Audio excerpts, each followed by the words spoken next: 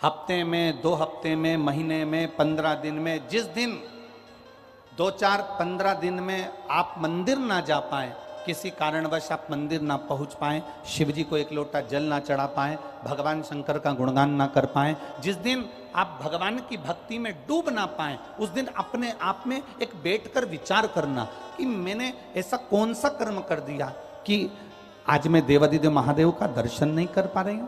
मैंने कौन सा कर्म कर दिया जो मैं महादेव की कथा में नहीं पहुंच पा रही हूं।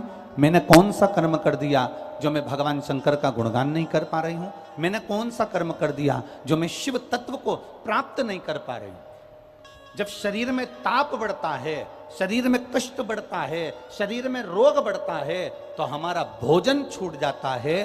और जब घर में, परिवार में, हमारे अंदर जब पाप बढ़ने लगता है, तो भगवान का दरवाजा छूट जाता है, भगवान का द्वार छूट जाता है।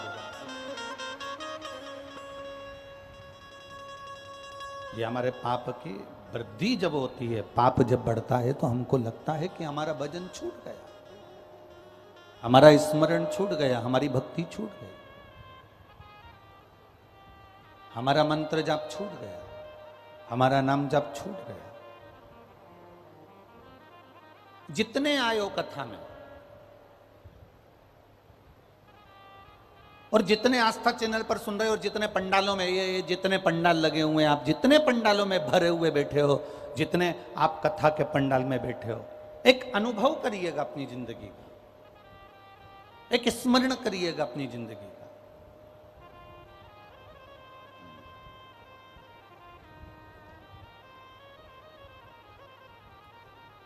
कभी कभी बहुत बड़ा एक्सीडेंट हो जाता है, और इस एक्सीडेंट में भी अगर आप बच गए, कभी कभी बहुत बड़ी बीमारी आ जाती है और उस बीमारी में भी आप संभल गए, कभी कभी बहुत बड़ा तकलीफ आ गई और उस तकलीफ से भी अगर आप निकल गए, तो आप ये अनुभव करिएगा कि ये आपने जो पूर्व में देवादिदेव महादेव को एक लोटा जल चढ़ाया है, जो भगवान शंकर का गुणगान किया है, जो पार्थिव शिवलिंग का निर्माण किया है, जो भगवान की तुमने आराधना करी है, ये उसका फल है जिसके कारण आज हम सुरक्षित बैठे हो। ये अनुभव अपने भीतर करिएगा कि ये उसकी कृपा से। अकाल मृत्यु वो मरे जो काम करे चंडाल का, और काल उसका क्या बिगाड़े जो भक्त हो महा। उसका काल बिगाड़ेगा।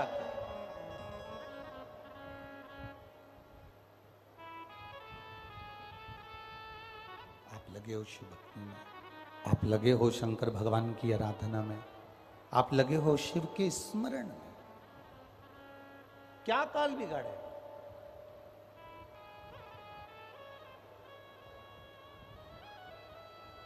शिव कथा कह रही है, भगवान शंकर का संवाद कर रहा है।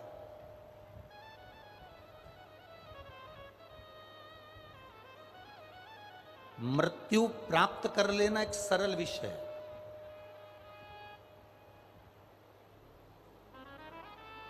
पर भजन कर कर, मंत्र जाप कर कर, भगवान की भक्ति को धारण कर कर अपने प्राणों को त्याग देना और मोक्ष पा लेना, ये एक अलग विषय है।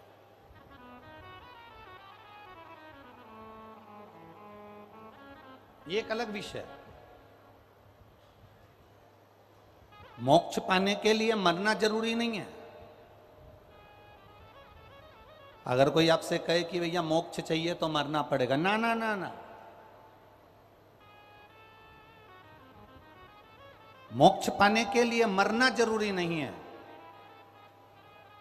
मोक्ष पाने का सबसे सुंदर तरीका है अपने आप को समझना।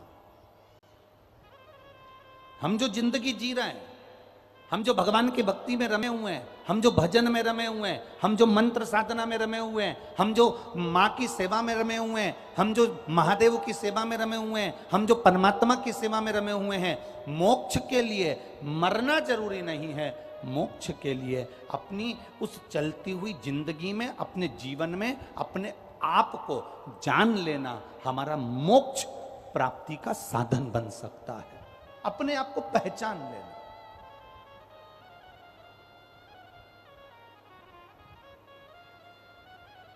बचपन गया जाने दो, जवानी गई जाने दो, अधेड़ी गई जाने दो, पर जो बचा हुआ है हमारा बुढ़ापा, किसी की जवानी बची है, किसी की अधेड़ी बची है, किसी का बचपन बचा है, किसी का बुढ़ापा बचा है, हमें उसको साधना है।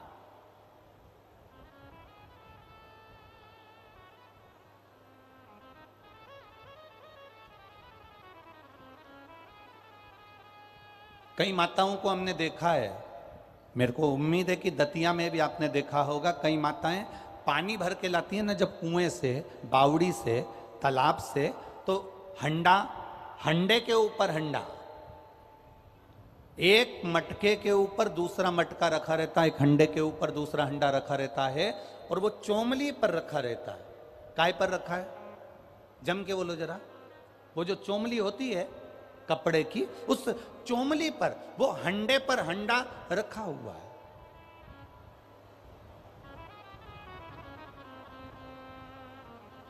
उसने वो हंडे को पकड़ा नहीं है।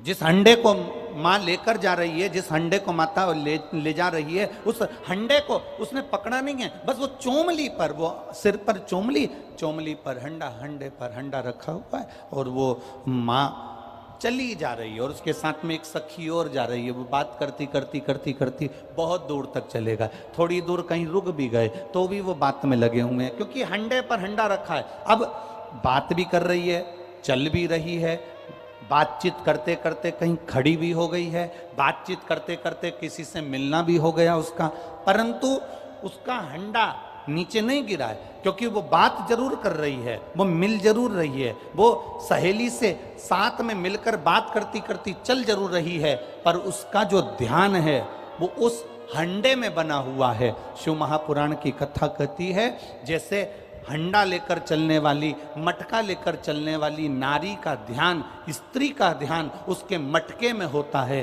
उसके हंडे में होता है। शिव महापुराण की कथा कहती है, तुम कहीं पर भी रहो, दुकान में, व्यापार में, नौकरी में, सर्विस में, घर में, परिवार में, तुम्हारी मर्जी पड़े जहां रहो, पर शिव पुराण कहती है कि अपना ध्यान परमात्मा के चरणों में लगाकर चलना तो जिंदगी की सार्थकता।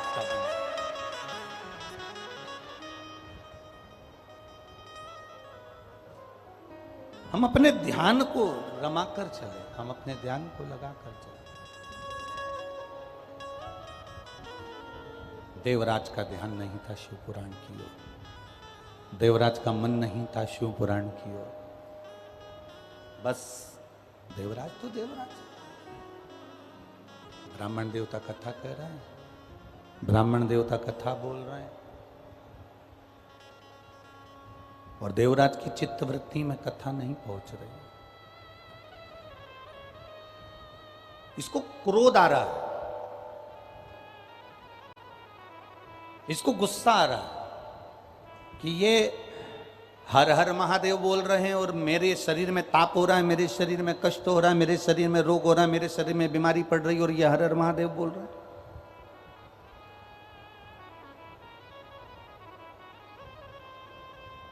उठा देवराज और भवन से, मंदिर से बाहर निकल गया। मंदिर से बाहर,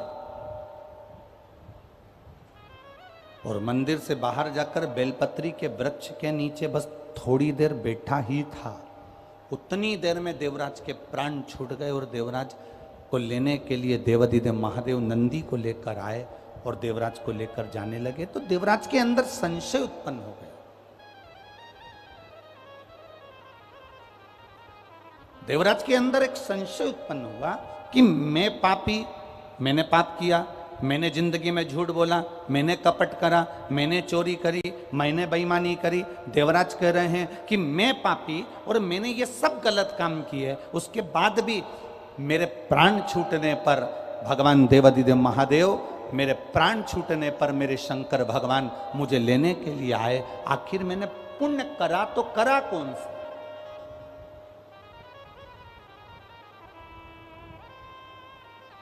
ऐसा पुण्य है कौन सा?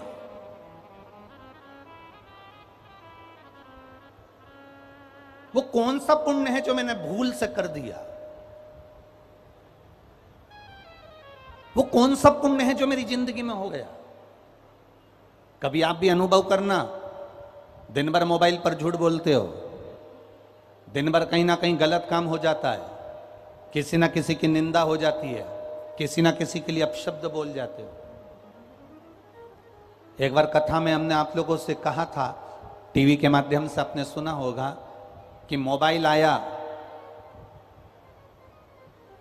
तो उसने बहुत सारी चीजों को समाप्त कर दिया। मोबाइल बहुत सारी चीज,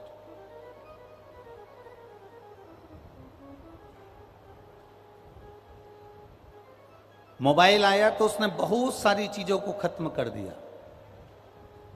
मोबाइल आया, कैमरा खत्म हो गया। बोलो सही है कि गलत है? अब कैमरे का प्रयोग, कोई कैमरा टांग के चलता है क्या? बस मोबाइल निकाला और कैमरे से, मोबाइल से फोटो खींच लिया। मोबाइल आया, कैमरा खत्म हो गया। मोबाइल आया, MP3 खत्म। पहले लोग CD लगाते थे, कैसेट लगाते थे, फिर गाने सुनते थे। अब मोबाइल आया तो MP3 खत्म। अर्थात गाना सुनना है तो कोई को बक्से वगैरह लगाने की जरूरत नहीं पड़ती, मोबाइल पर सुन लेता। मोबाइल आया, कैमरा खत्म हो गया। मोबाइल आया, MP3 खत्म हो गई। मोबाइल आया तो कैलेंडर, जिससे लोग तारीख देखा करते थे, वो कैलेंडर भी खत्म हो गया। मोबाइल आया तो ये घड़ी भी खत्म। अब लोग टाइम देखते हैं तो मोबाइल का बटन दबा के देख लेते कितनी बज रही है। मोबाइल आया, कैमरा खत्म हो गया। मोबाइल आया, MP3 खत्म हो गई। मोबाइल आया, कैलेंडर खत्म हो गया। मोबाइल आया तो घड़ी खत्म हो गई। और मोबाइल पत्नी के हाथ में आया तो तुम खत्म।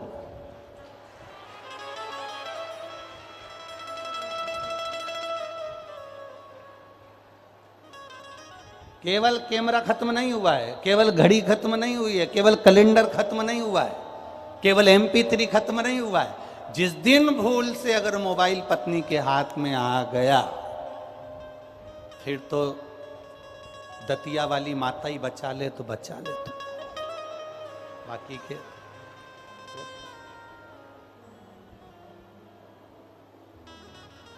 फिर तो तुम लोगों को आरती गाना पड़ेगी। तेरे भक्त जनों पे भीड़ पड़ी है भारी, फिर तुमको आरती गाना पड़ेगा। बहुत भीड़ पड़ गई है, बहुत तकलीफ हो गई है।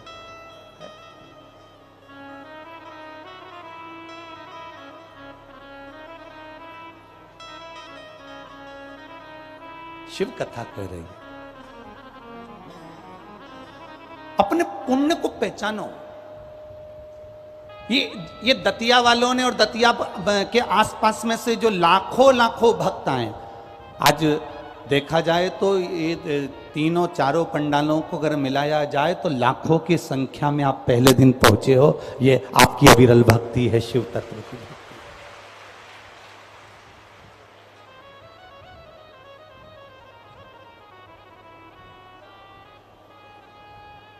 और कई लोग पीछे धूप में जो खड़े हुए हैं, उधर साइड में धूप में खड़े हैं, उधर खड़े हैं, तो ये आपकी अविरलता है, अविरल भक्ति है। आप कभी विचार करना अपने आप को। जैसे देवराज पुण्य भागी था, देवराज कह रहा है मैंने चोरी करी, देवराज कह रहा है मैंने कपट करा, देवराज कह रहा है मैं ब्राह्मण होकर मैंने गलत काम किया, पर एक बात समझ में नहीं आती, मैंने पुण्य कौन सा करा कि मैंने जो पुण्य करा मेरे को समझ में नहीं आया कि देवाधिदेव महादेव मुझे लेने के लिए यहां पहुंचे हैं। ये देवराज को उसका पुण्य नहीं मालूम था।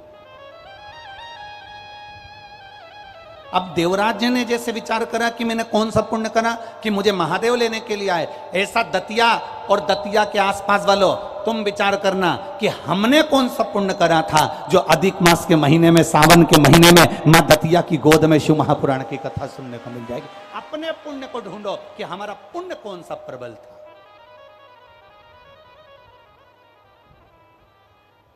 हमारे पुण्य की प्रबलता ऐसी कौन सी थी जो हमको शिव महापुराण की कथा यहां सुनने को मिल गई।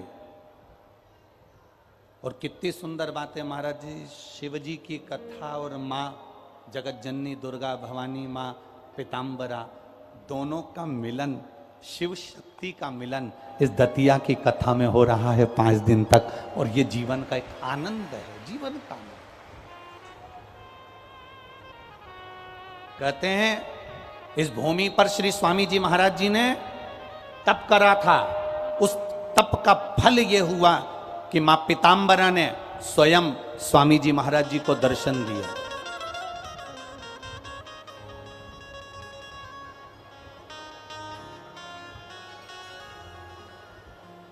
उस तप का फल ये मिला।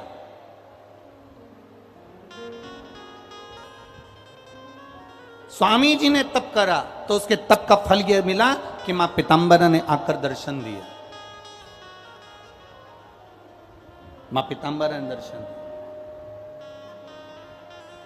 अब आप भी तो तप कर रहे हो। दोपहर में 1 बजे से 4 बजे तक कथा है और ये पंडाल 2 दिन पहले रात्रि को आप आकर देखते तो पंडाल धीरे धीरे भराना प्रारंभ हो गया था। 2 दिन पहले से लोग तप साधना में लगना प्रारंभ हो गए। अपना अपना आसन बिछाया, बैठ गए।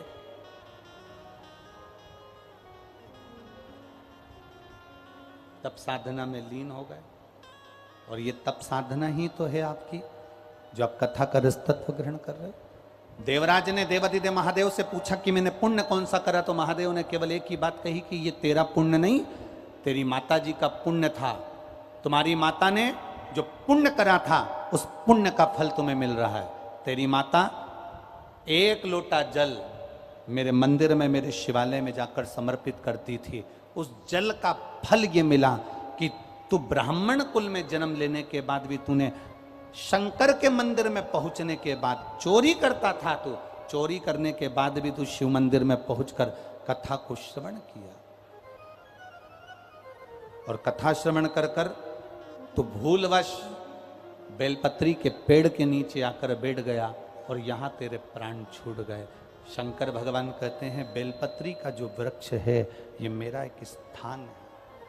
शिव जी के मंदिर में चले गया, बैठा, बेलपत्री के पेड़ के नीचे बैठकर उसके प्राण चले गए और वो शिव के धाम चले गए। वो घड़ी के नियम हम बनाए। एक नियम हमारी जिंदगी में होना चाहिए।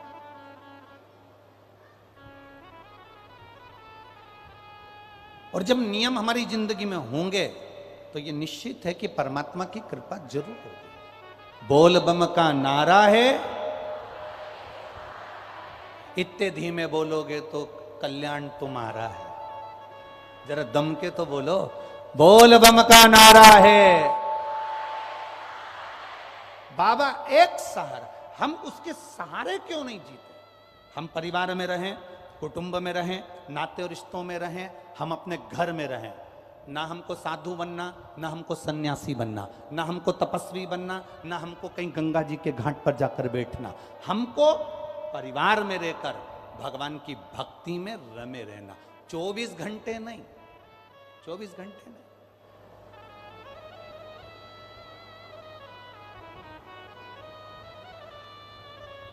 जितना समय मिले हमारे को उतना समय हम परमात्मा।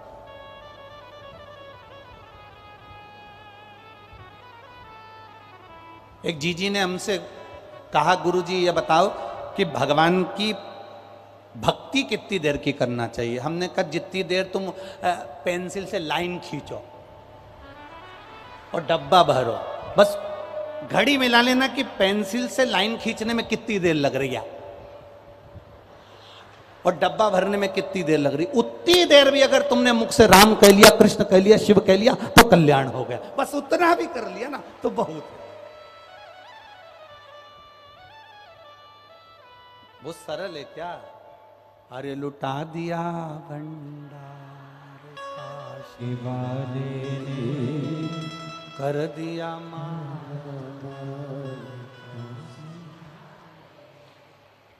वो करने वाला बैठा हुआ है, वो उदार बैठा, वो करता है स्वयं। अब चित्त से स्मरण कर कर। हाँ, ये जरूर है कि आपको गाड़ी वाला थोड़ा दूर उतार देगा, वहां से आप पैदल पैदल पैदल पैदल कथा के पंडाल तक चलेंगे, थोड़ा कष्ट जरूर होगा। जब मेरे भोलेनाथ जी सीहोर से चलकर यहां आ सकते हैं, तो आप भी तो कथा के पंडाल तक आ सकते हो।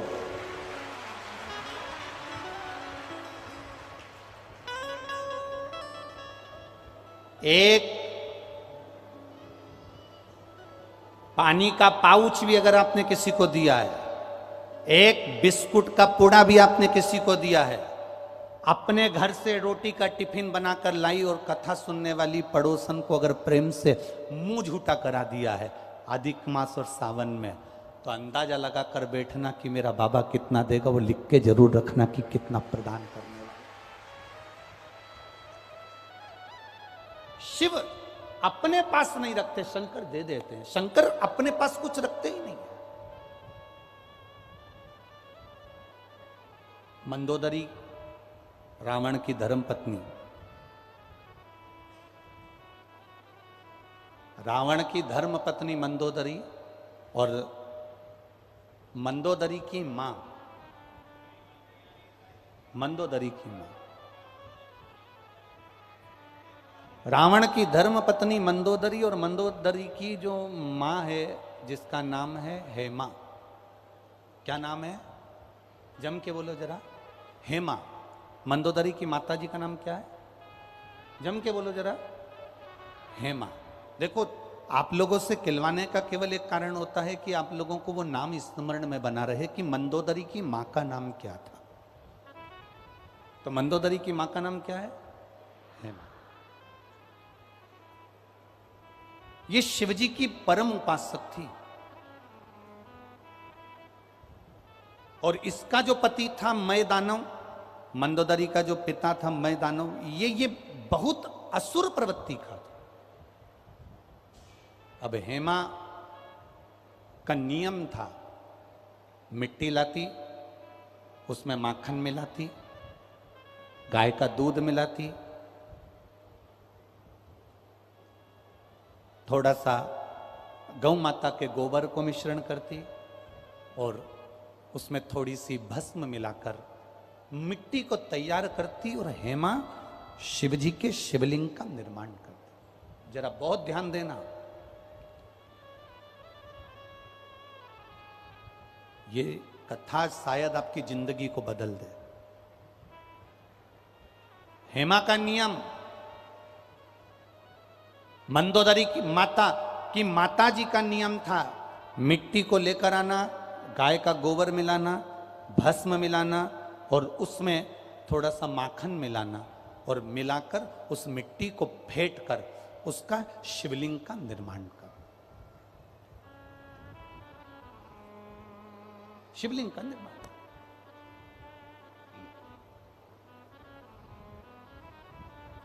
छोटी सी मंदोदरी, और मंदोदरी ने एक दिन अपनी माता जी से पूछ लिया था, मां अप्सरा थी हेमा?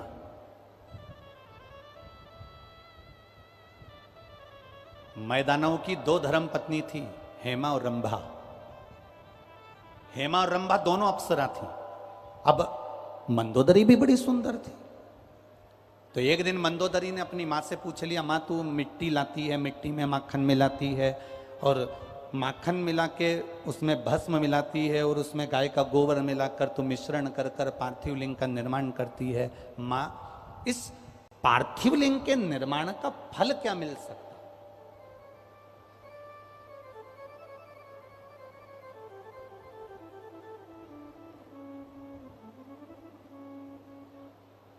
पार्थिव लिंग के निर्माण का फल क्या मिल सकता?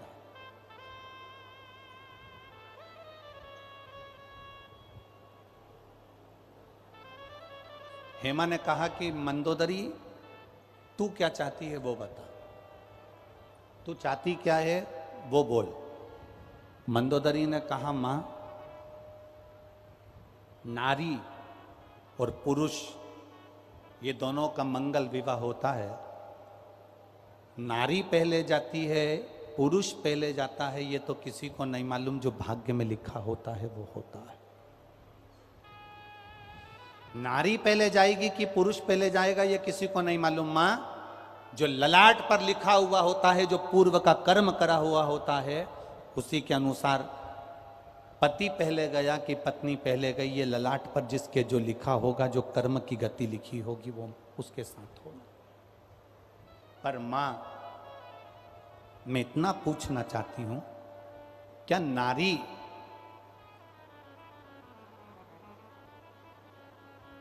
शिवलिंग का निर्माण करती है और उसका पूजन करती है, मान लो भूलवश, वैसे तो नारी ये चाहती है कि वो अखंड सौभाग्यवती होकर जाए, पर कोई कारणवश नारी का पति अगर पहले चले गया और नारी अगर बाद में जा रही है, तो क्या मां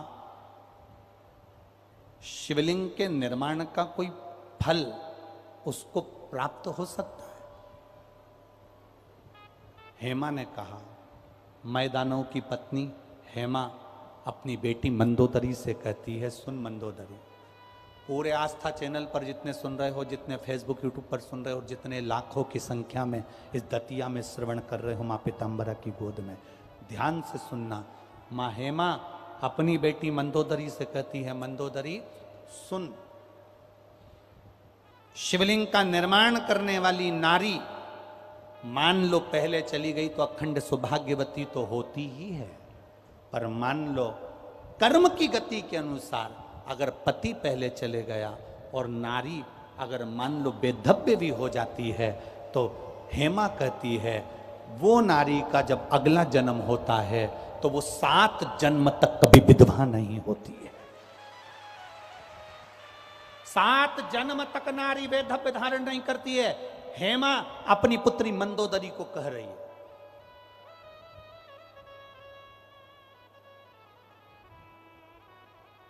पंच कन्या में एक कन्या मंदोदरी है, जिसका ये संवाद, और यही संवाद मंदोदरी ने केवल अपने अंदर नहीं रखा। जब रावण ने मंदोदरी को पसंद करा और मंदोदरी ने अपनी माता से पार्थिव शिवलिंग के निर्माण का फल जान लिया, जब हेमा से पार्थिव शिवलिंग के पूजन के महत्व को मंदोदरी ने जान लिया, रावण के साथ उसकी शादी हो गई, चली गई वो लंका में। लंका में पहुंचने के बाद रावण सीता जी का हरण कर कर लेकर अशोक वाटिका में रख दिया।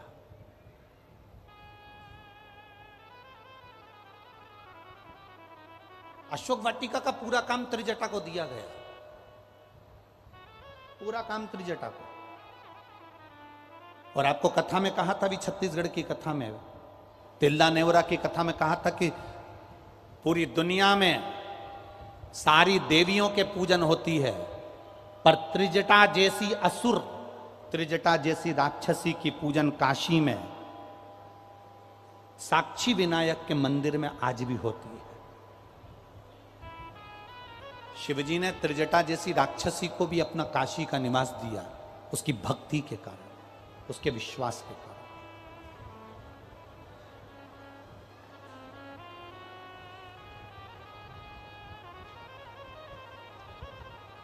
सीता मैया को ले जाकर अशोक वाटिका में रखा। अब माता जानकी जी अशोक वाटिका में थी। एक बार त्रिजटा ने मंदोदरी से बात करा, ताई जी, क्योंकि त्रिजटा विभीषण की लड़की थी, तो अपनी बड़ी मां से कह रही है, बड़ी मां से, बड़ी मां, जिस जानकी जी को, जिस सीता जी को बड़े पिताजी ताऊ जी जिसको लेकर अशोक वाटिका में रखे हैं, वो कोई साधारण सी स्त्री नहीं है मां, वो साधारण सी नारी नहीं है मां। वो नारी कोई सहज नहीं है मां। मंदोदरी ने त्रिजटा से कहा, मेरा मन है एक बार सीता जी का दर्शन करने का, एक बार मेरा मन है कि मैं जानकी का दर्शन करूं, सीता जी का दर्शन करूं। ठीक है मां, आप चलिए मेरे साथ, मैं माता जानकी का आपको दर्शन करा देती हूं। और त्रिजटा मंदोदरी को लेकर सीता जी के सामने पहुंच गई और माता जानकी का दर्शन जब त्रिजटा ने सीता जी का दर्शन मंदोदरी को कराया, मंदोदरी ने हाथ जोड़कर सीता जी से क्षमा मांगी। मेरा पति आपको बलपूर्वक खींचकर अशोक वाटिका में लाकर विराजमान कर दिया है, मैं क्षमा चाहती हूं। मेरा पति उसने जो गलती करी मेरे को उसके लिए क्षमा मांग। जानकी जी ने कहा कोई बात नहीं, सबकी अपनी अपनी कर्मगति होती है मंदोदरी, कोई बात। मंदोदरी ने कहा मैं जिसकी आराधना करती हूं आपसे निवेदन करना चाहती हूं कि उसकी आराधना आप भी करें। मंदोदरी कह रही है कि मैं जिसकी आराधना करती हूं उसकी आराधना आप भी करें, और जिस दिन आपकी आराधना का फल पूर्ण हो जाएगा मेरे देवाधिदेव महादेव आपको स्वयं राम जी से एक बार मिलवा जरूर देंगे, ये निश्चित है। आपकी आराधना का फल जब पूर्ण हो जाता है, अभी आपको कहा कि मां पीतांबरा की गोद में बैठकर कथा सुन रहे हो, दतिया में बैठकर कथा सुन रहे हो, अधिक मास के महीने में कथा सुन रहे हो, श्रावण के महीने में कथा सुन रहे हो, ये आपकी भक्ति का बल जब प्रबल हो जाएगा। लोग कहते हैं गुरुजी ऐसा शिव महापुराण में क्या है कि लोग पंडाल में बैठ के कथा सुनते हैं और उनके मनोरथ पूरे हो जाते हैं। शिव महापुराण में ऐसा ये पत्र तो हम लोग बहुत कम पढ़ते हैं, ये जितने पढ़े हैं, अगर इन्हीं हम कहते हैं, मीडिया वालों को भी हमने कई बार कहा कि ये पत्रों में सबके मोबाइल नंबर है, इन पत्रों में सबके एड्रेस है, इन पत्रों में सबका पता लिखा हुआ है। आप कभी मौका मिले तो इन पत्रों को पढ़कर उनके घर भी जा सकते। एक पत्र और देखिए कितना सुंदर लिखा किसी ने।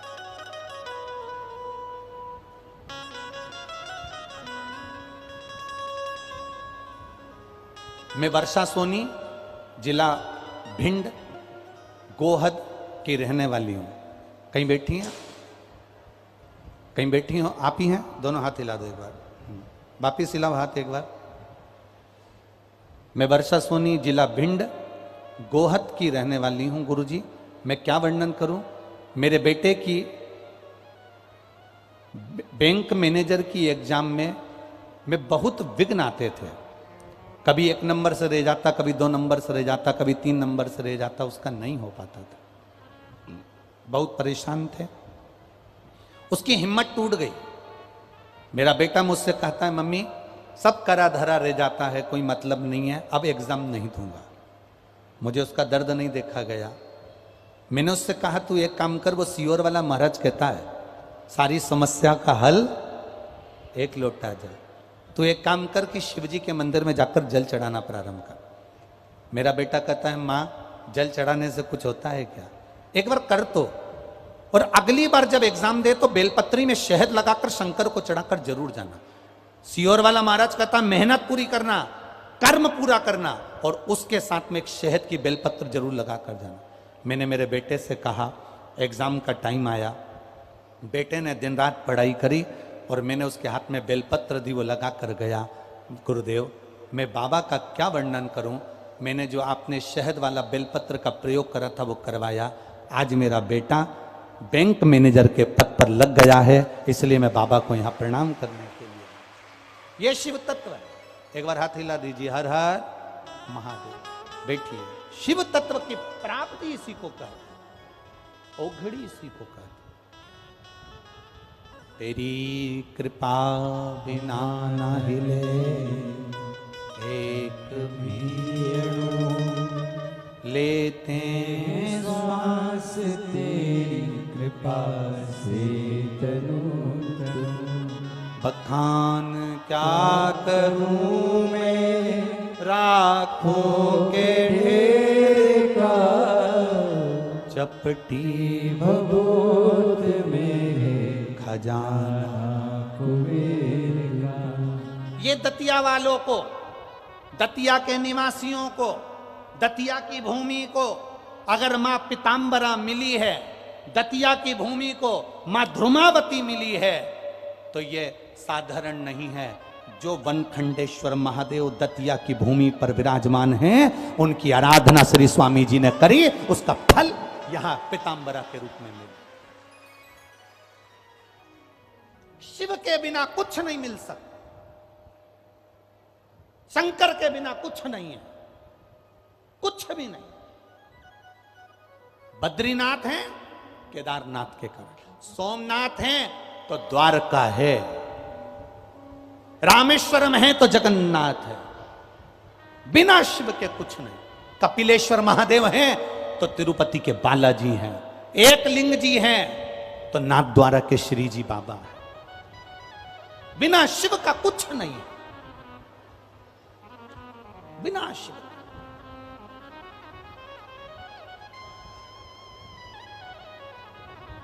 स्वामी जी ने कितना कितना तप करा शंकर जी का, कितनी शिव जी की सेवा करी होगी। वो बनखंडेश्वर महादेव की पूजन में स्वामी जी लगे रहते थे, दिन भर लगे रहते थे। शंकर जी के मंदिर में सफाई करना, सेवा करना, आराधना करना, पूजन करना, अर्चना करना। सबसे पहले स्वामी जी अगर आए थे, महाराज जी अगर आए थे, तो वो बनखंडेश्वर महादेव के पास में ही बैठा करते थे, वहीं आराधना करते, वहीं तप साधना करते। वहीं पर देवाधिदेव महादेव ने कृपा कर दी और कह दिया, यहां मेरी जगत जननी पार्वती का बगलामुखी अवतार पीतांबरा को यहां विराजमान कर दे, धूमावती को यहां विराजमान कर दे।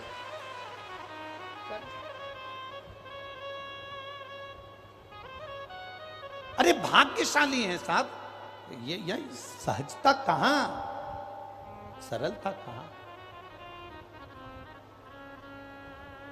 कई लोग कहते हैं जब कोई काम अटकता है, राजनेता हो, सत्ताधारी हो, जिसको कोई काम अटक गया तो लोग कहते हैं कि हम पीतांबरा पीठ जाते हैं, दतिया जाते हैं और माता की आराधना करते हैं और हमारा काम हो जाता है।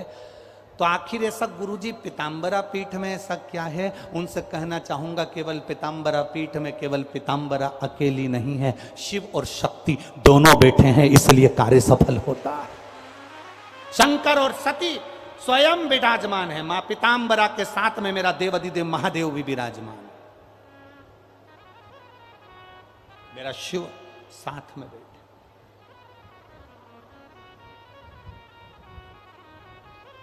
तेज गर्मी हो सकती है, धूप लग सकती है, पंडाल में जगह नहीं मिलेगी तो आप बाहर खड़े रह रहे हो, आपको धूप लग रही होगी, पर विश्वास मानकर चलना कि इस भूमि की कथा आपकी झोली कभी खाली नहीं रख सकती, भरकर भेजेगी। ये क्योंकि शिव और शक्ति की भूमि है। ये दतिया की भूमि शंकर और शक्ति की भूमि है। ये दतिया की भूमि केवल मां की अकेली भूमि नहीं, यहां शिव और शक्ति दोनों विराजमान है। बनखंडेश्वर भी बैठे हैं तो मां जगत जननी भी बैठी, खाली कहां।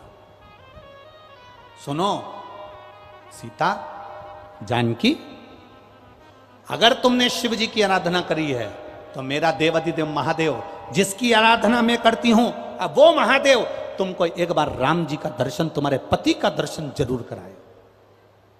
तो सीता जी ने कहा मंदोदरी से कि रावण की कैद में मैं बंद हूं, राम जी अगर आएंगे तो मुझे लेने के लिए आएंगे और लेकर चले जाएंगे, विजय प्राप्त करेंगे और लेकर चले जाएंगे, युद्ध लड़ेंगे और लेकर चले जाएंगे, और आप कह रही हो कि उसके पहले राम जी का दर्शन हो जाएगा, ऐसा हो सकता है क्या?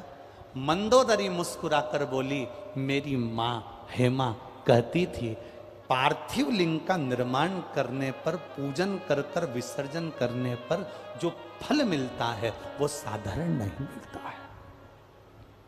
तुम एक काम करो, जिस अशोक के वृक्ष के नीचे तुम बैठी हो, अशोक वाटिका में तुम बैठी हो, वहीं की मिट्टी कंकर को उठाकर उसका भी तुम स्पर्श कर लोगी और अपने इष्ट देव का स्मरण कर कर याद करोगी तो वो सुनता जरूर है। इसलिए कहते हैं कंकर में शंकर है, कंकर में शंकर। हमने पहले भी कथा में कहा, पूरे विश्व की भूमि को, पूरे विश्व की जमीन को, पूरे विश्व की भूमि को खोद कर देखिए, कोई मूर्ति मिले चाहे ना मिले, मेरा शंकर और कंकर उस भूमि में जरूर मिलेगा, ये निश्चितता मिलेगा। तो लोग कह रहे थे काशी में कितना लोगों ने कहा ये हमारी है, ये हमारी है, ये हमारी है। और जब रिसर्च वाले पहुँचे और चेक करने पहुँचे और सब पुरातत्व विभाग वाले पहुँचे और धीरे धीरे धीरे धीरे धीरे धीरे जब चेक करना प्रारंभ करा तो देवाधिदेव महादेव खुद प्रकट होकर कहते हैं कि ये ज्ञान वापी मेरी है। स्वयं शिव कह रहा है, स्वयं ओघड़दानी कह रहा है।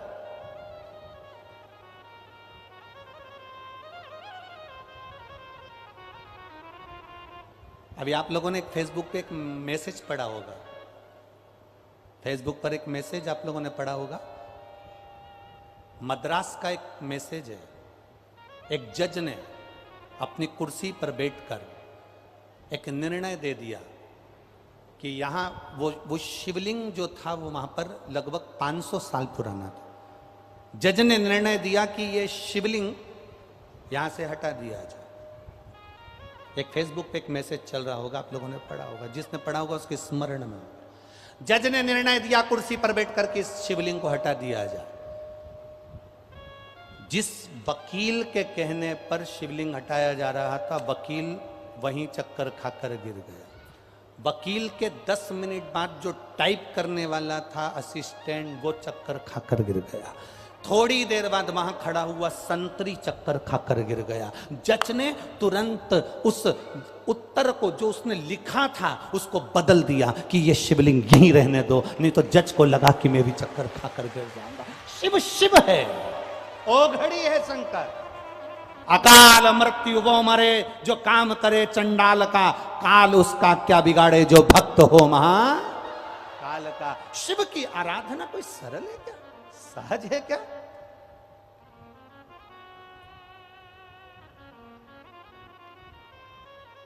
शंकर की आराधना सरल सहज।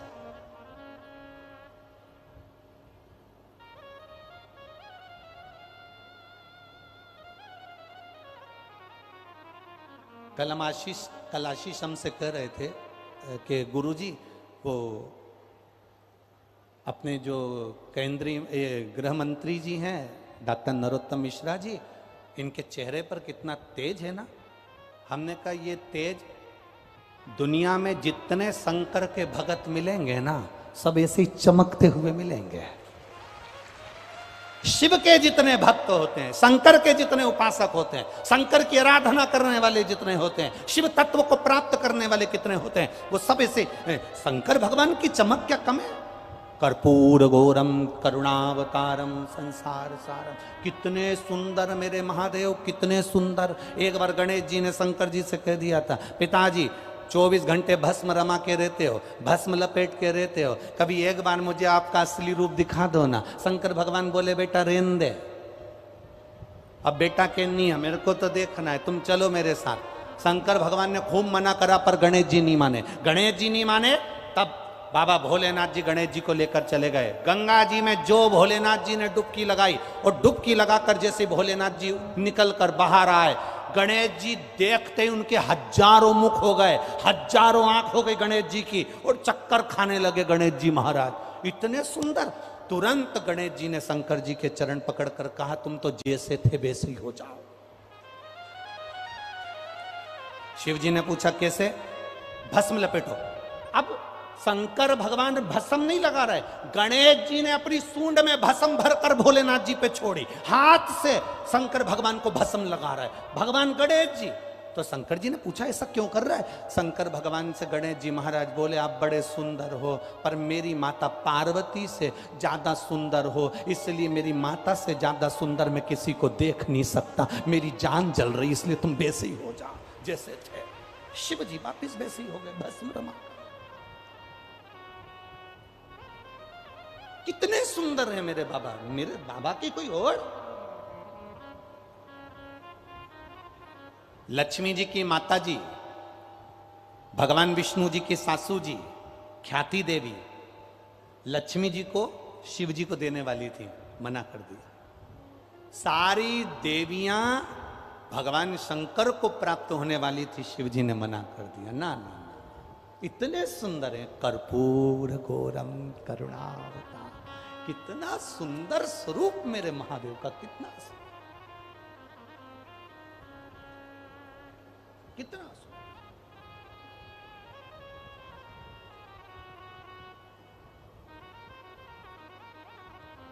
एक स्वरूप की व्याख्या। तुम मांगो, सीता जी से कहा, तुम मांगो। जानकी जी ने कहा कि मैं, ना तो मेरे पास में जल है, ना पूजा की थाली है, ना मेरे पास में कुछ है, मैं अपने आराध्य की पूजन तुम कर रही हो कि करो, क्या करूं? कंकर शंकर है ना, कंकर शंकर है ना, बहुत है।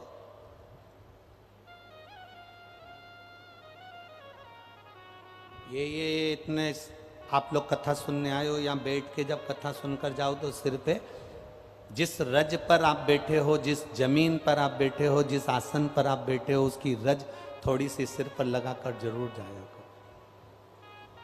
इतने करोड़ों लाखों भक्तों में कोई शंकर का ऐसा भक्त आता है जिसके अंदर शिव समाया हुआ होता है, उसकी रज जमीन पर पड़ जाती है, हमारा कल्याण कर कर चली जाती है। कोई ऐसा आया,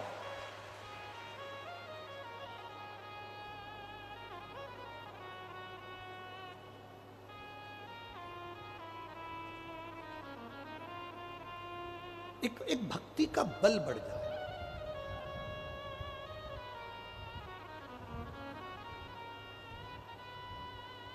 एक माँ ने लिखा है कि मेरे जीवन का मैं क्या वर्णन करूं कि मेरे घर में संतान नहीं थी और डॉक्टर ने कह दिया था कि तेरे गर्भाशय में गांठ है, गर्भाशय में गांठ है, संतान का सुख तेरे को जिंदगी भर पत्र में लिखा उसने, संतान का सुख तेरी जिंदगी में कभी नहीं मिलेगा, तेरे गर्भाशय में गांठ।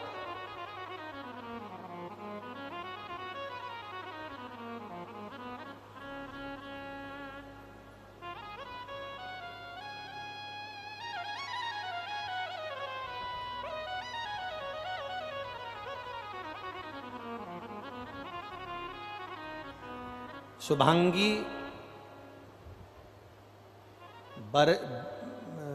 बरसिया छतरपुर मध्य प्रदेश से कहीं बैठी हैं।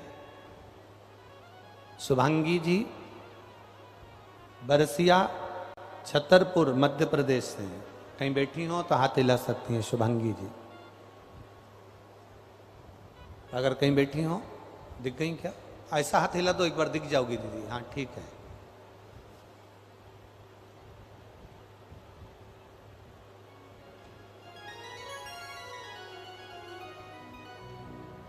बच्चे को साथ लेकर आई हो क्या?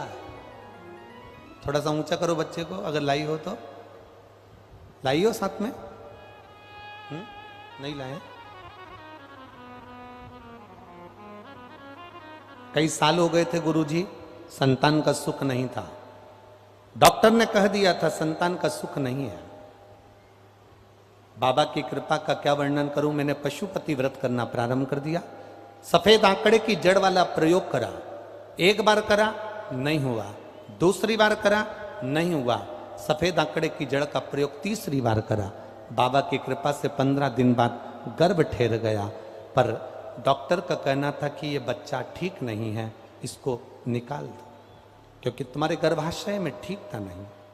अल्ट्रासाउंड करवाया, डॉक्टर ने कह दिया बच्चा बेकार है, इसको निकाल दो। पर बाबा पर भरोसा कर कर शिव जी को जल चढ़ाकर आचमन करना प्रारंभ करा, एक बेलपत्री को खाना प्रारंभ करा, 9 महीने जैसे तैसे निकाला। दूसरी बार अल्ट्रासाउंड कराया तो डॉक्टर ने कहा तुम्हारा बच्चा अभी ठीक तो है, पर तुम्हारी नॉर्मल डिलीवरी नहीं होगी, तुम्हें ऑपरेशन से बच्चा होगा। तब मैंने गुड़ की डली वाला प्रयोग करना प्रारंभ करा और बाबा की कृपा से नॉर्मल डिलीवरी हुई। डॉक्टर ने कहा था यह बच्चा ठीक नहीं है।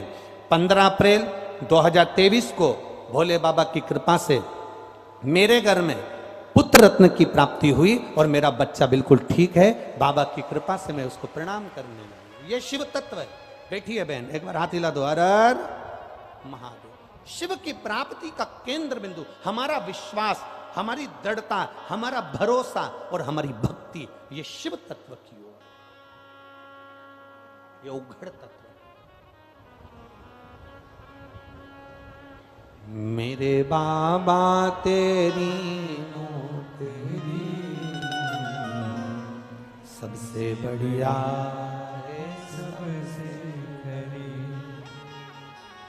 तेरे दरवाजे की चाकरी सबसे बढ़िया है, सबसे खरी। जब से तेरा गुलाम हो गया तब से मेरा भी नाम हो गया। देखिए हम अकेले नहीं गाएंगे, आप भी जरा बोलिए। जब से तेरा गुलाम हो गया तब से मैं,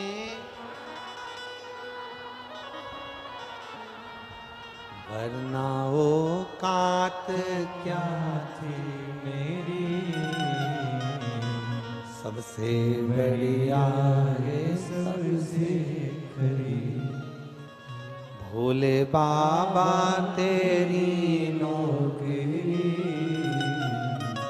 सबसे बढ़िया है, सबसे खरी। मेरी किस्मत का जब गुल खिला तब जा कर के ये दर मिला। मेरी किस्मत का जब गुल खिला तब जा कर के ये दर मिला। मिल गई मुझको चौखट तेरी, मिल गई मुझको चौखट तेरी सबसे बढ़िया है, सबसे खरी। भोले बाबा तेरी नौकरी सबसे बढ़िया है, सबसे खरी। ये प्रभु की कृपा से मिला। सीता मंदोदरी कह रही है, मैंने अपनी मां हेमा से सुना था। सीता, मेरी माता ने कहा था मुझसे कि शंकर भगवान की आराधना करते हैं तो शिव सुनता है। ब्रह्मलोक के देवता ब्रह्मा जी हैं, बैकुंठ लोक के देवता भगवान विष्णु हैं, पृथ्वी के देवता मृत्यु लोक के देवता केवल देव अधिदेव महादेव है। सुनते हैं, वो श्रवण करते हैं। वो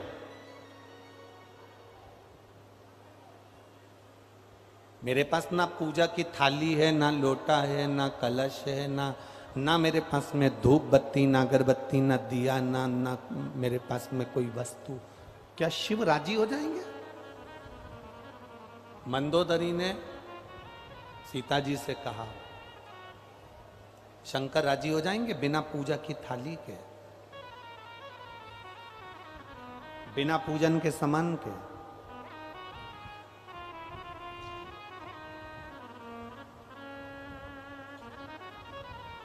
मेरे महादेव को ना तो तुम्हारे नारियल की जरूरत है, मेरे महादेव को ना तुम्हारे द्वारा दी हुई कोई वस्तु की जरूरत है। मेरे महादेव कहते हैं, एक लोटा जल तुम्हारे पास में हो तो चढ़ा दो, नहीं हो मेरी चढ़ी हुई बेलपत्र उठाकर वापिस मुझ पे चढ़ा दो। वो भी नहीं है, मंदिर के बाहर से निकलते जाते जाते मुस्कुरा कर चले जाओ। वो भी नहीं हो, मंदिर के शिखर का दर्शन कर कर चले जाओ। वो भी नहीं हो तो मेरा कोई भक्त शिव महापुराण की कथा सुनकर जा रहा हो, उसके मुख का दर्शन कर लो तो कल्याण हो जाए।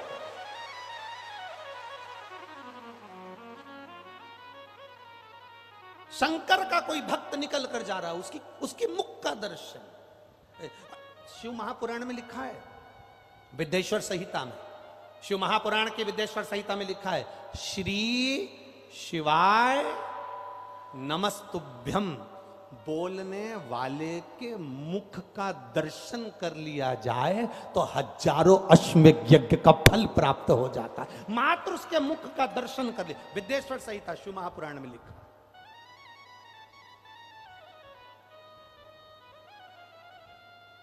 केवल मुख का दर्शन करा।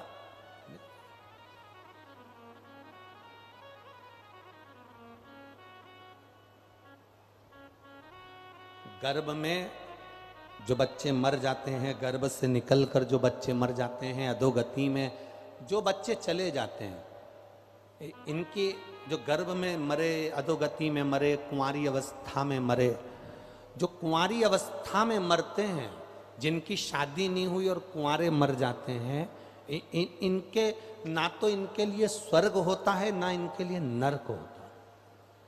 ये बीच में लटकते रहते हैं। हम कई लड़का लड़कियों से कहते हैं, हम कई बेटा बेटियों से कहते हैं कि तुम ये प्रेम और स्नेह के जाल में आकर कि मैं मर जाऊंगी, और मालूम पड़े उसके चक्कर में तुम कुंवारे मर गए। कभी शिव पुराण को अच्छे से पढ़ना कि ना तुम्हारे लिए स्वर्ग है ना तुम्हारे लिए नरक है, प्रेत की योनि में पड़े रहते हो।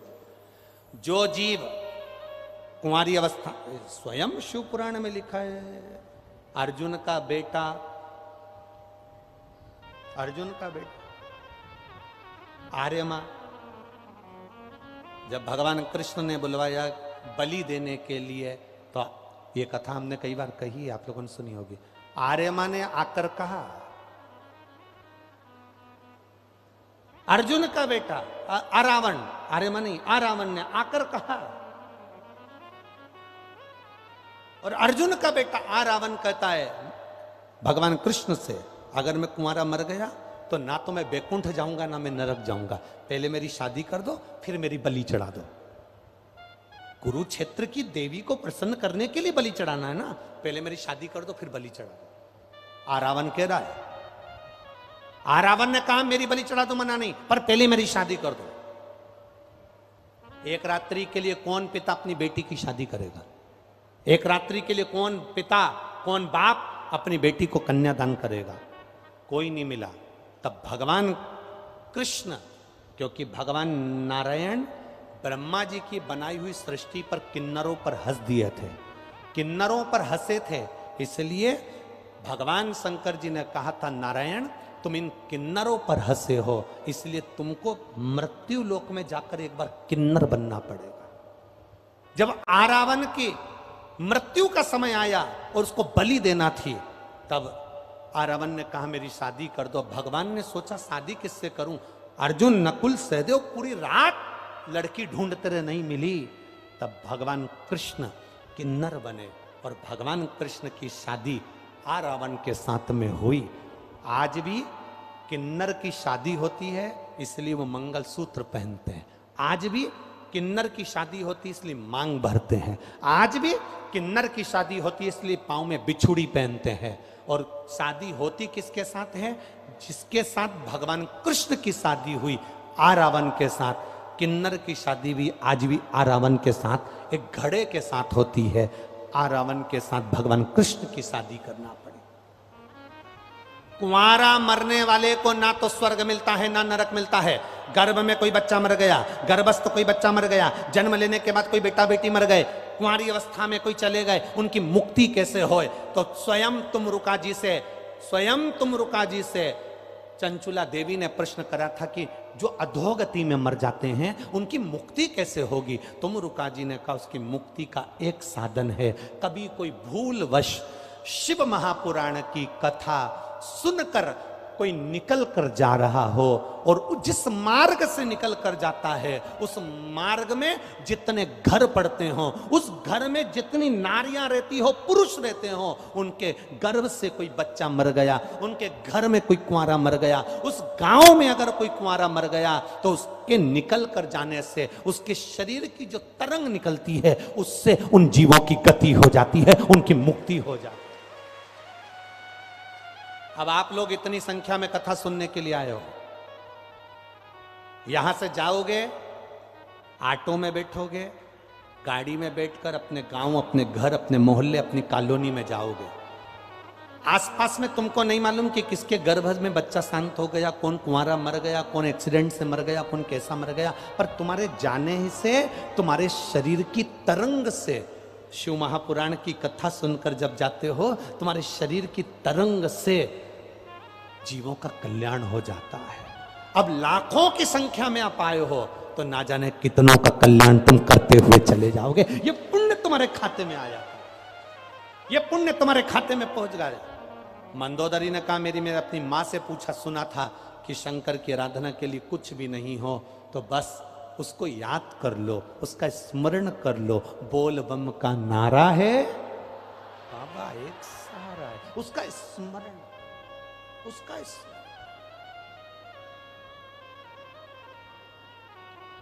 ठीक है। सीता मैया जिस वृक्ष के नीचे बैठी थी उसी वृक्ष के नीचे सीता जी स्मरण राम जी का, शिव जी का कर। समय आया, देखिए मंदोदरी के शब्द को एक कथाकार, एक वक्ता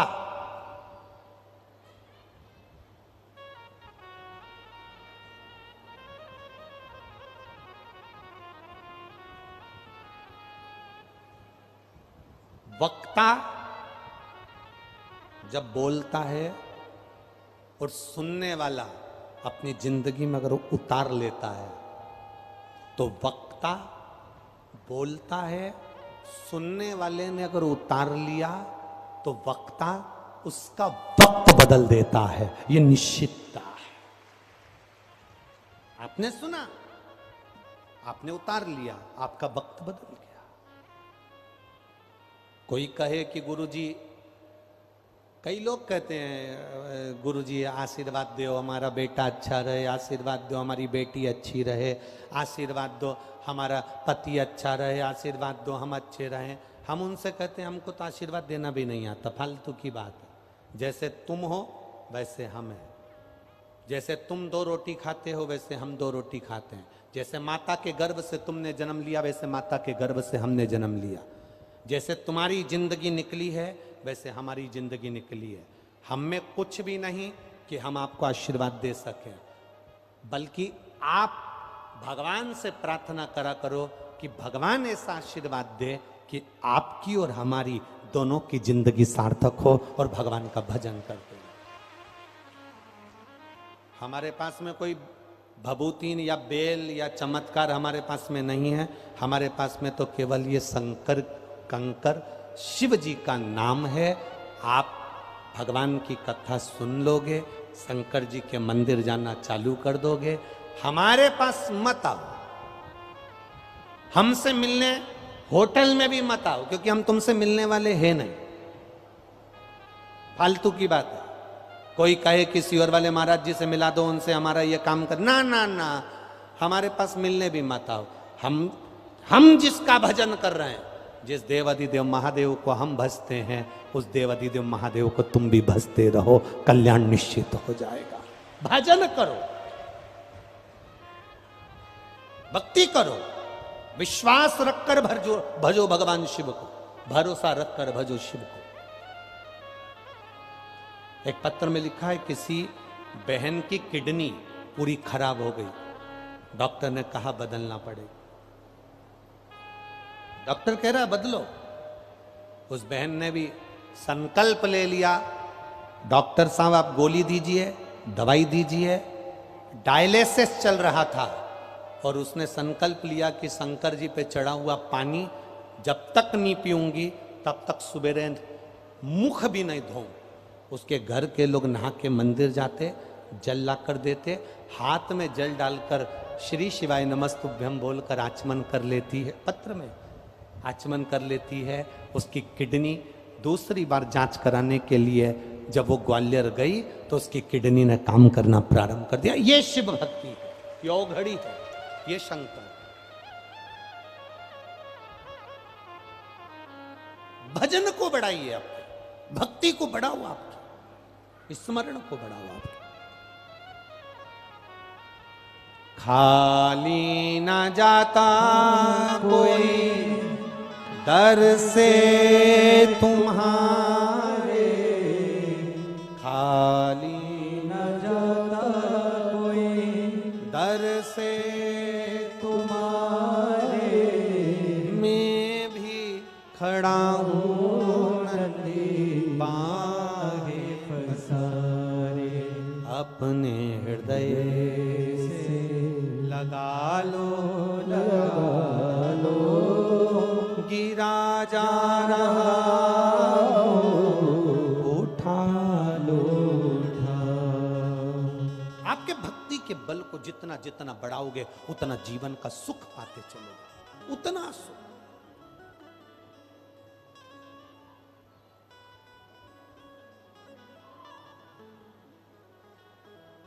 बढ़ाओ भीतर से।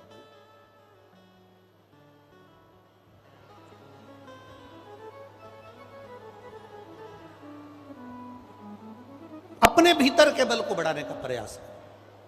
शिव तत्व कह रहा है, भगवान शंकर की कथा कह रही है। सीता जी से कहा, मंदोदरी ने, सीता जी ने उस दिन से कंकर शंकर मानकर भगवान का स्मरण किया। समय आया, राम जी पहुंच गए समुद्र के किनारे। समुद्र को पार करना था। हनुमान जी से कहा, कोई विद्वान पंडित लेकर आओ जो यहां शिवलिंग की पूजन करा, पार्थिव शिवलिंग की पूजन करा, उसके विद्वान ब्राह्मण ला। हनुमान जी ने जामवंत से पूछा कि विद्वान पंडित कौन है। जामवंत बोला, मेरी निगाह में तो केवल एक ही विद्वान है जो लंका के अंदर रहता है, लंका का राजा रावण। विद्वान तो इतने में हनुमान जी हंसकर बोले, वो आएगा यहां पूजन कराने के लिए, तुम्हारी मति मारी गई है।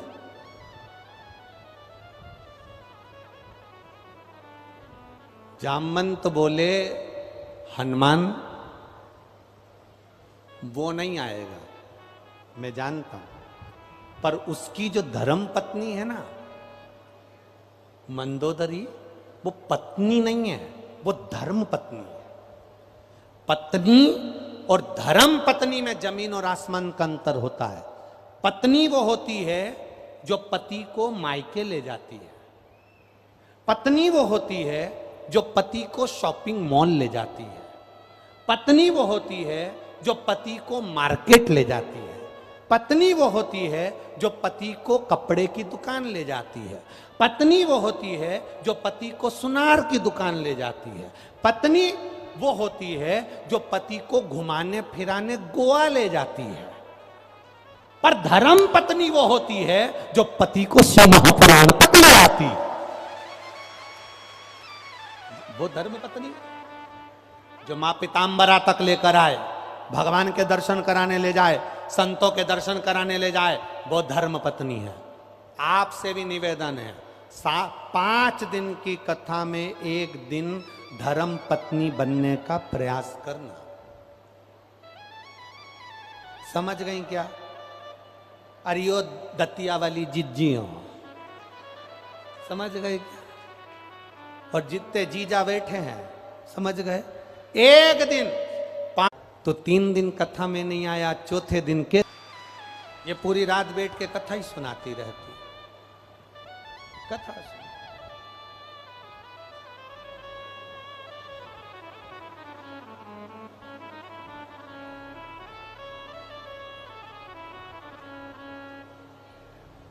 ये दिन भर बैठी रहे और कथा सुना। आप भी नियम ले लो, धर्म पत्नी का फर्ज है अपने पति को मार्ग दिखाना। जामवंत ने कहा, मंदोदरी धर्म पत्नी है। हनुमान जी जाओ मंदोदरी के पास जाना, कह देना पार्थिव शिवलिंग की पूजन कराना। मंदोदरी की मां हेमा ने पार्थिव शिवलिंग पूजन का महत्व ऐसा बता दिया कि मंदोदरी बिना अपने पति को भेजे मान ही नहीं सकती। जाओ जाओ, ठीक।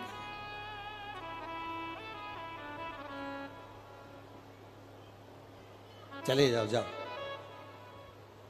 हनुमान जी गए मंदोदरी के पास में। मंदोदरी हनुमान जी को देखकर आश्चर्य में पड़ी, क्यों रे बानर, तू मेरी लंका में आग लगा कर गया था। हनुमान जी बोले, मां मैंने ही आग लगाई थी। दुनिया के लोग कहते हैं मैंने आग लगाई, पर मां ईमानदारी से बोलूं, मेरी पूंछ में कपड़ा भी रावण ने बनवाया था, तेल भी रावण ने डाला था, आग भी रावण ने लगाई थी, फिर ये लंका कैसे जल गई? मां, आपका बेटा है ना मेघनाथ, अक्षय, ये मेघनाथ ने ऊपर आवाज लगाकर कहा, मेघो बरसो, लंका जलना नहीं चाहिए। मैं पवन का बेटा हूं, मैंने भी आवाज लगाई, पिताजी वो पानी बरसा रहे हैं, तुम हवा चला दो।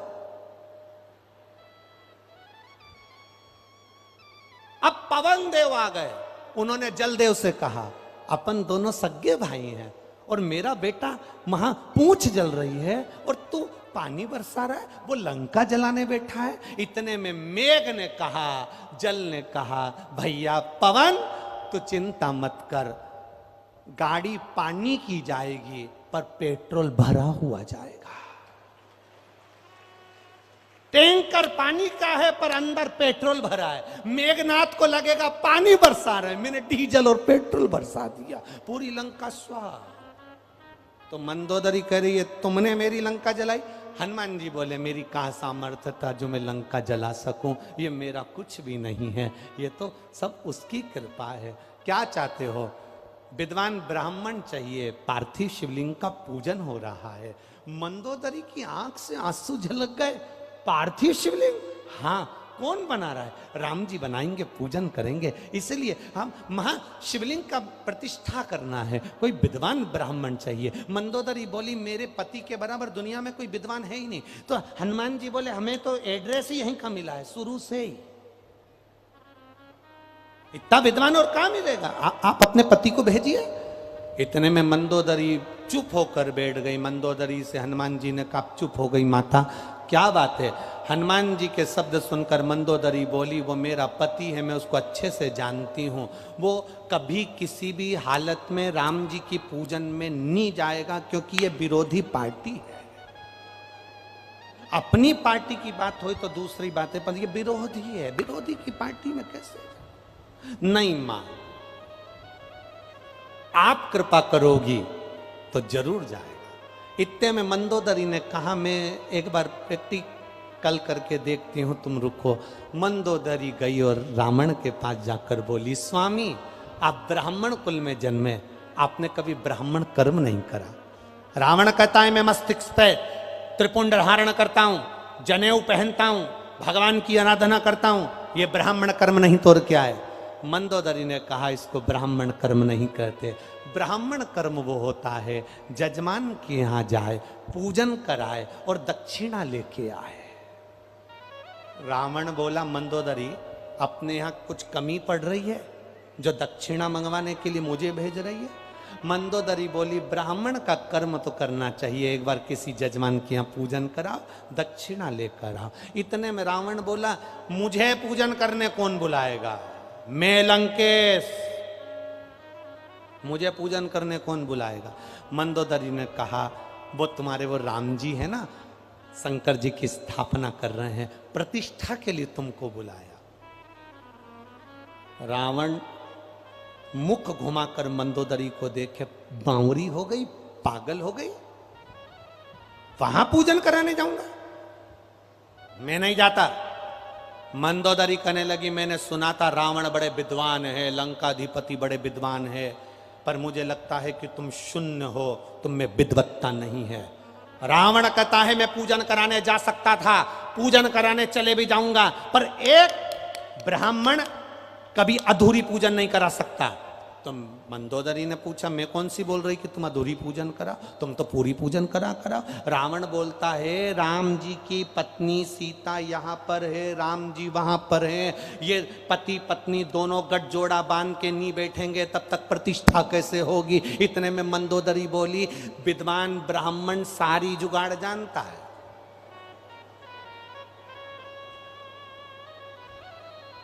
लोग कहते हैं जब गर्भ में बच्चा रहता है तो नारियल दे के पूजन में बिठा देते, सुपारी दे के बिठा देते, तो तुम भी तो कुछ करो। रावण ने कहा, सीता को राम जी के पास जाना पड़ेगा और वहां बैठकर पूजन करना पड़ेगी। अब सीता जा सकती है क्या? मंदोदरी करने लगी, उसकी जवाबदारी मेरी है, तुम तैयारी करो। रावण ने सिर के मुकुट को जमीन पर रखा, क्योंकि राम से मिलने के लिए अहंकार का मुकुट नीचे रखना पड़ता है, इसलिए जमीन पर रखकर फिर चला। मंदोदरी ने सीता जी से कहा चलो मेरे साथ। डोली सजाई, सीता जी को साथ लिया।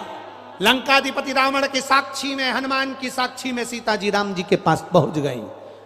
सीता जी जैसे ही राम जी के सम्मुख में बैठी, गठजोड़ा बांधकर, गठजोड़ा बांधते से ही रावण ने तुरंत कहा मुहूर्त अच्छा चल रहा है, बताओ शिवलिंग की प्राण प्रतिष्ठा करना है, शिवलिंग क्या तुम्हारे पास में है? क्या तुम्हारे पास शिवलिंग है?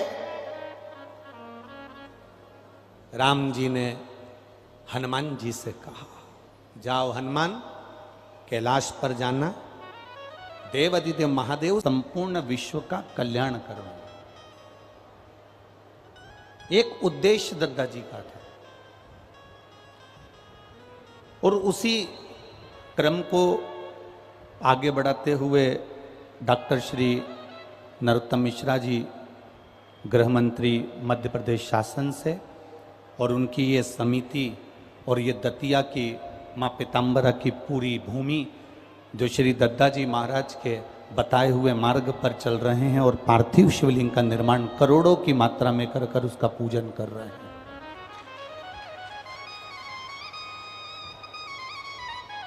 ये हमारे भगवान देवादिदेव महादेव की एक अविरल भक्ति का एक स्वरूप है।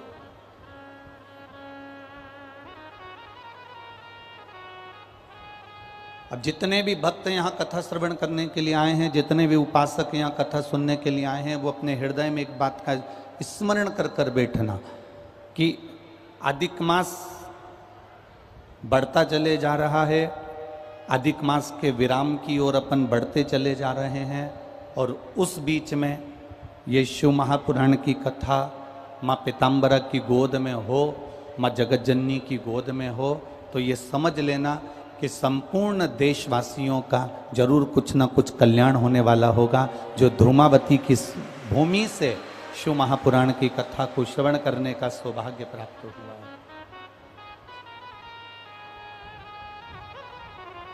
जितने श्रोता भाई बहन आस्था चैनल पर सुन रहे हैं, फेसबुक यूट्यूब पर सुन रहे हैं, जितने इस पंडाल में बैठकर कथा सुन रहे हैं, आप अपना चित्त, अपना मन, अपनी बुद्धि को एकाग्रित कर कर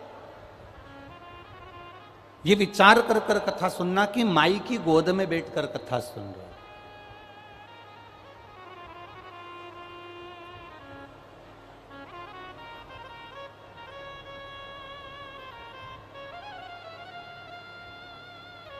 स्वयं देवादिदेव महादेव को कथा श्रवण करने के लिए या भगवान शंकर की कथा सुनने के लिए आप लोगों ने हमको नहीं बुलाया, हम तो कहेंगे माई ने निमंत्रण देकर इस शिव महापुराण को बुलाया। ये माई की कृपा है, ये माई ने बुलाया। ये इसीलिए वो एक वो लाइन कहते हैं ना, कितनी सुंदर है माँ तेरी नगरी,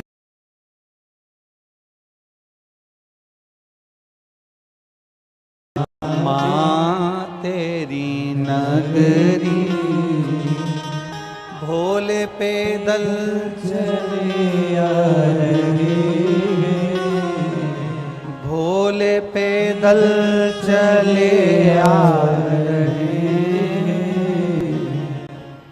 कितनी सुंदर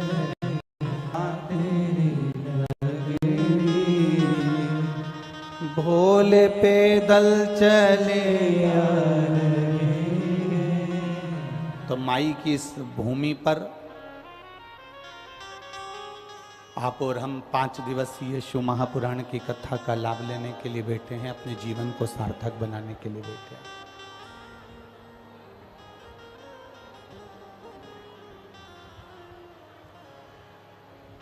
शिव महापुराण के अंदर एक बात आती है जिसमें वर्णन आता है भगवान शंकर के त्रिपुरारी नाम का।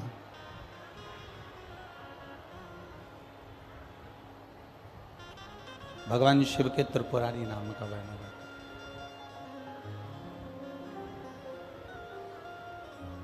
अब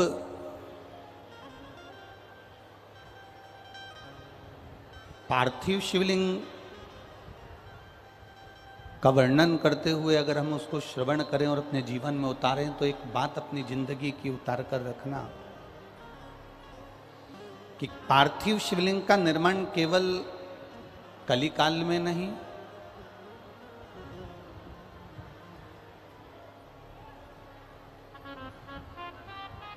पार्थिव शिवलिंग का निर्माण केवल कलिकाल में नहीं, पार्थिव शिवलिंग का निर्माण केवल द्वापर में नहीं, पार्थिव शिवलिंग का निर्माण केवल त्रेता में नहीं, पार्थिव शिवलिंग का निर्माण सतयुग और जितने युग निकलते चले गए, जितने युग आते चले गए, जाते चले गए, इन सभी युगों में पार्थिव शिवलिंग का निर्माण देवता करते रहे हैं। और केवल देव नहीं, देवता के साथ में गंधर्व हो, असुर हो, मनुष्य हो या संसार में निवास करने वाला एक साधारण से साधारण मानव क्यों ना हो, यह भी पार्थिव शिवलिंग का निर्माण करता रहा।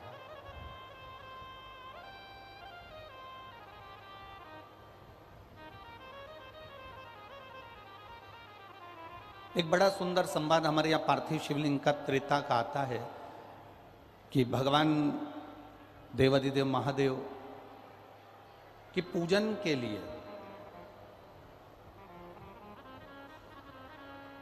भगवान राम जी महाराज ने समुद्र के तट पर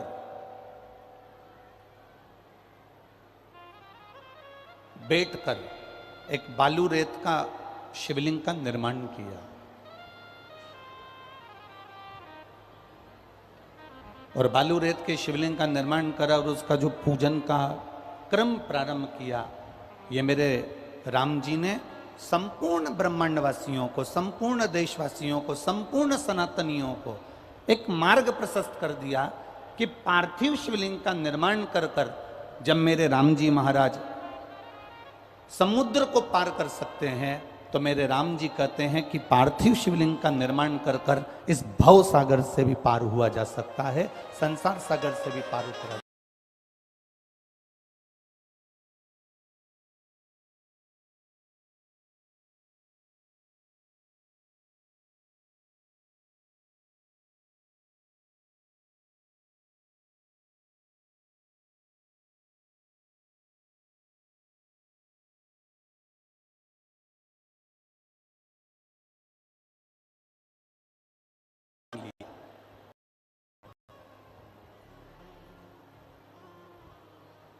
कभी भगवान शंकर के नाम का उच्चारण उसने किया ही नहीं।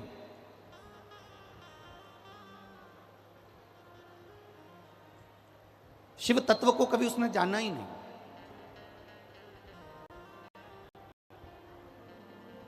शरीर में ताप पड़ा, जब शरीर में ताप पड़ा और उसके शरीर को कंपन होने लगा, बुखार पड़ने लगा, शरीर को ताप होने लगा, बुखार पड़ने लगा, तब वो ठंड से कांपते हुए शरीर के ताप के कारण वो शंकर भगवान के एक शिवालय में प्रवेश कर गया। ये हमारी शिव महापुराण का कथा का महत्तम हमें वर्णन कर रहा है। शिव महापुराण की कथा का महत्तम हमसे कर रहा है।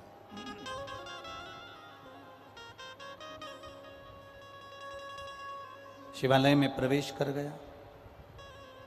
अब शरीर कांप रहा है, शरीर में तपन हो रही है और शंकर जी के मंदिर में बैठा है और एक कोई विद्वान ब्राह्मण, कोई एक विद्वान भूदेव, एक ब्राह्मण बैठकर शिव महापुराण की कथा का वाचन कर रहा था।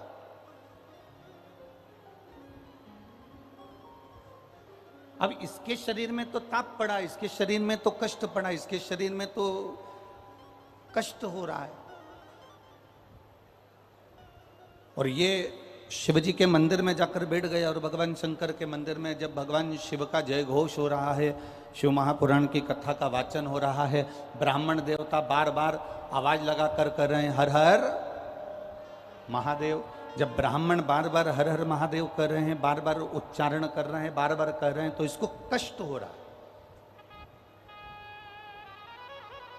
अभी इससे पहले जो छत्तीसगढ़ की कथा थी उसमें हमने वर्णन किया था। छत्तीसगढ़ की कथा में आपको कहा था कि शरीर में ताप बढ़ता है तो भोजन छूट जाता है।